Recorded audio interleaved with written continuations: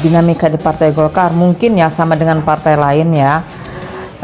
Saya rasa semua partai juga seperti itu, cuman hanya saja kalau di Partai Golkar itu masih mungkin yang menganggap perempuan itu kurang ditempatkan sebagaimana posisinya gitu, padahal dia tuh mempunyai kapasitas, mempunyai kapabilitas, mempunyai juga integritas yang tinggi, tapi kayaknya kurang menghargai gitu. Jadi yang dilihat itu sekarang ini kayaknya laki-laki gitu, perempuan masih dipandang sebelah mata gitu. Itu mungkin hanya perasaan saya saja gitu ya, tapi seharusnya tidak boleh seperti itu. Kadang laki-laki juga suka melihat perempuan itu saingan, padahal seharusnya tidak seperti itu. Anggaplah perempuan itu mitra, jadi kita bisa berjalan sejajar gitu dalam melaksanakan program-program.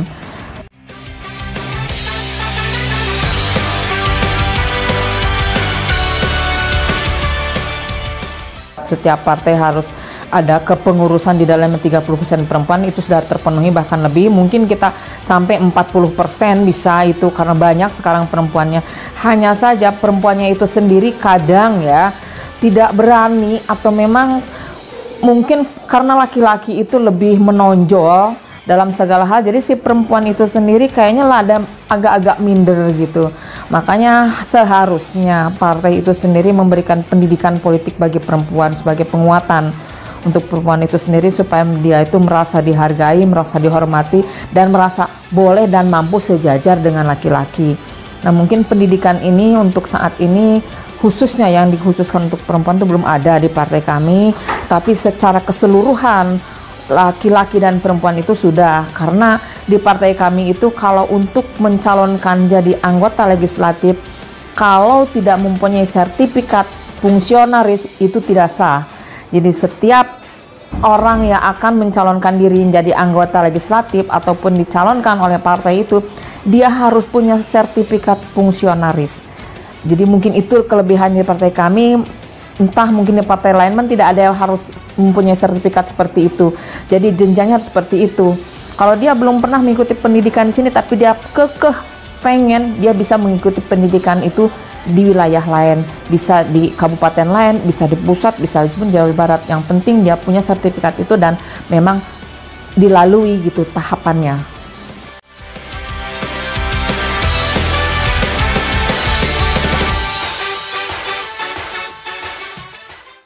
Sekarang ya memang rencana memang mau musda, tapi kayaknya masih pada malu-malu nih.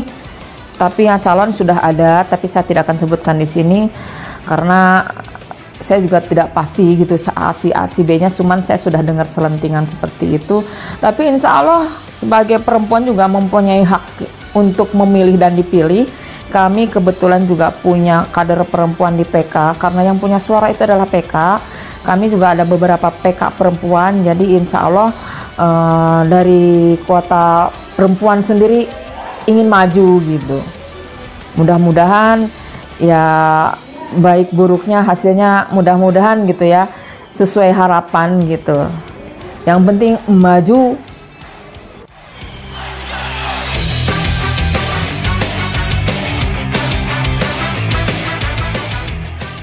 Tidak mungkin, karena saya yakin dan percaya insya Allah ke depan anggota legislatif yang perempuan juga akan bertambah banyak. Saya dan teman-teman di KPPI khususnya bekerja sama juga dengan Visi Nusantara yang memfasilitasi kami, akan berjuang sekeras-kerasnya, sekuat-kuatnya untuk menjadikan perempuan itu betul-betul bisa bersejajar dengan laki-laki. Dan kuota 30% itu terpenuhi, bahkan bisa lebih. Sekarang saya miris hanya mempunyai 9%, sekian gitu kan, dari 55, hanya 5 yang jadi. Sementara PAD Kabupaten Bogor itu lebih besar di Jawa Barat daripada yang lainnya. Contoh soal sekarang Depok mempunyai berapa?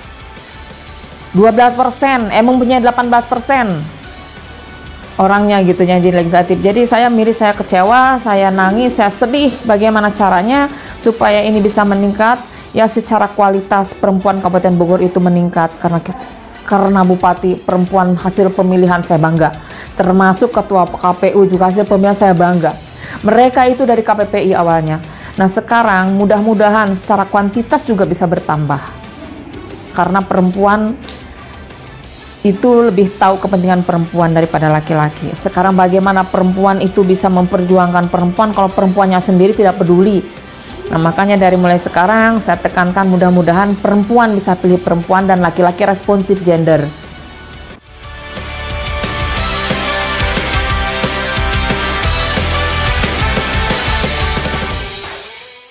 Terus terang aja, saya nih dari KPPI sudah 2 kali melayangkan surat, 3 kali bahkan, ketiga kalinya entah sampai atau tidak. Untuk beraudiensi aja dengan Bupati susah.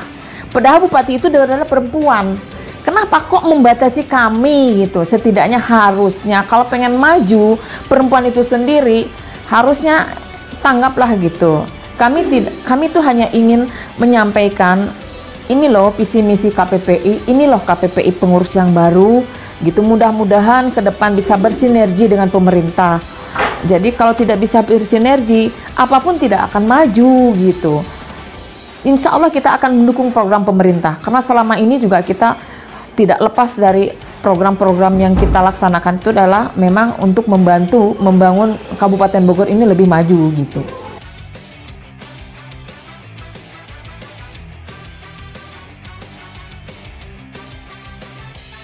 Sejauh ini kita belum bisa melihat ya kinerja perempuan-perempuan partai yang sekarang ada di legislatif itu. Hanya mungkin ya yang saya rasakan sekarang mereka itu masih lokal. Kenapa dibilang lokal? Jadi membina kadernya sendiri, yang partainya sendiri. Jadi belum berbicara secara keseluruhan. Padahal mereka adalah perwakilan perempuan di sana tuh sudah tidak lagi berbicara masalah warna. Kalau sudah di sana, mereka itu adalah milik kami semua. Nah, itu yang saya harapkan, semoga para anggota legislatif yang perempuan bisa minimal bersinergi dengan kita apapun programnya gitu. Minta program mereka biar kita yang kerjakan sama-sama, karena kan mereka punya kebijakan, mereka yang mengatur anggaran. Jadi mereka lebih tahu kepentingan perempuan itu apa. Karena tidak mungkin laki-laki itu walaupun tahu hanya sebagian kecil, yang sedetil-detilnya tahu kepentingan kebutuhan perempuan dan perempuan.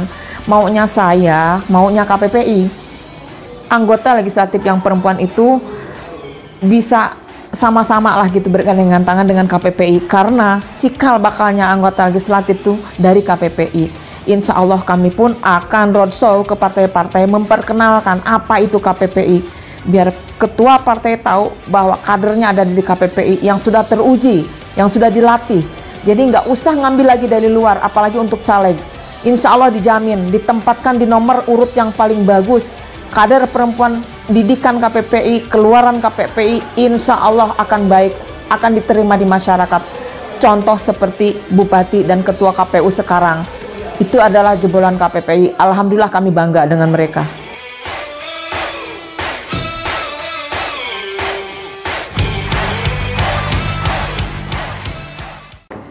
Program seperti biasa, karena itu sudah baku ya, kalau program KPPI itu adalah memberikan pelatihan dan pendidikan politik untuk kader perempuan.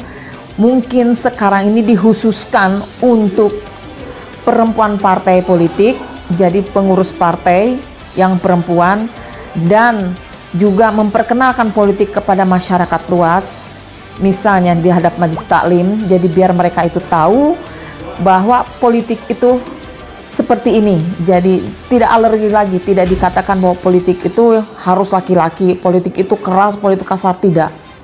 Jadi majelis taklim ataupun perempuan desa wajib tahu. Jadi mereka itu tidak lagi dibohongi ketika ada pemilu, ketika ada pileg, mereka itu sudah paham, oh ternyata beginilah politik. Jadi politik uang itu mereka sudah tidak bisa lagi dibohongin. Tetap mereka akan memilih berdasarkan hati nurani.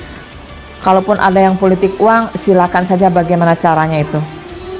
Yang jelas bagaimana ke depan perempuan itu lebih maju, lebih mandiri. Tentunya juga untuk menjadi anggota legislatif itu tidak mudah, tergantung perempuan itu sendiri harus meningkatkan dan harus berkualitas. Tidak mungkin kan tidak berkualitas mungkin dipilih gitu ya. Jadi harus benar-benar meningkatkan kualitas dirinya gitu agar bisa dipilih, agar bisa juga terpilih.